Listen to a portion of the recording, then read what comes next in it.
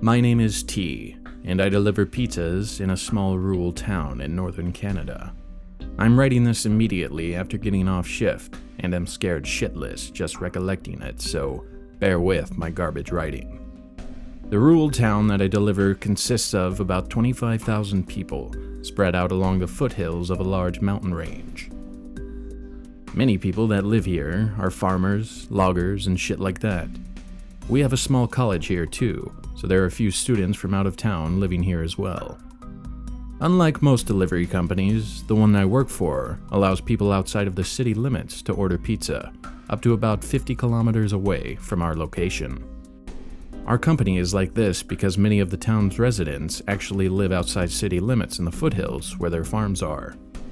Obviously, this causes me and other drivers to be gone for long periods of time on deliveries. During the long deliveries, we aren't expected back for a minimum of an hour before my boss starts calling. To top it off, we are open until 5 a.m. every night. This combination of variables has caused me to witness and be a part of some really fucked up and creepy shit during my several years working here. I haven't told anyone much of it, but after tonight, I need to get this off my chest. I'm positive that I was almost murdered tonight. Tonight started out like most other Wednesday nights. I was making shit tips and getting increasingly depressed about how my life as a driver was panning out.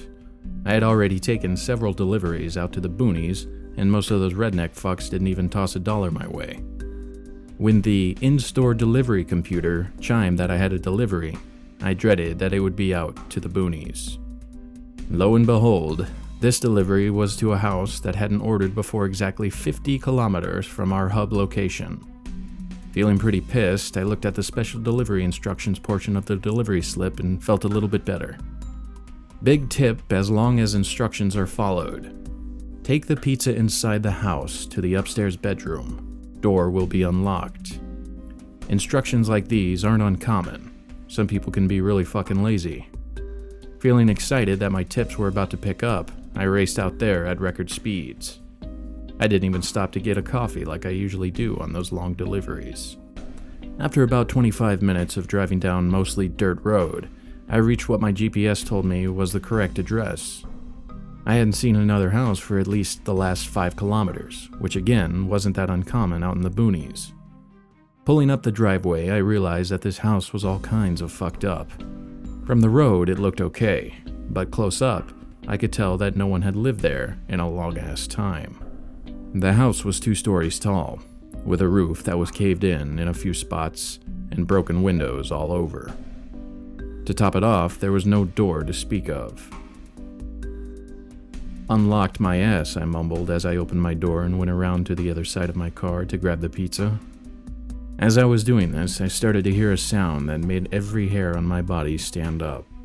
From the top left window, which from the directions on the tag was where the owner wanted the pizza, I could faintly hear laughing. What fucked me up so much about the laughing was that it wasn't your typical laugh because something is funny laugh.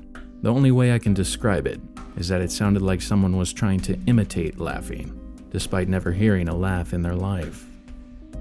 It sounded so fake.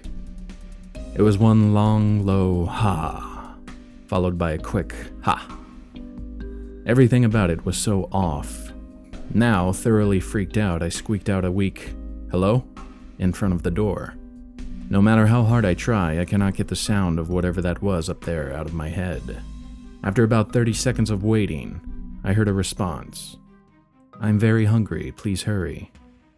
That phrase in itself didn't seem terrifying in any way, but the way that whatever was up there said it has me fighting back a panic attack just thinking about it. The way that thing talked was so inhuman and so wrong. Its cadence was off and its voice seemed so strained. Whatever that thing was, I never found out. I dropped the pizza on the floor and fucked off as fast as humanly possible.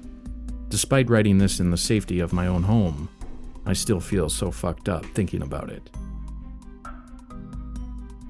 Today's No Sleep story is from username feathands. Make sure to like, comment, and subscribe if you haven't already. And sweet dreams.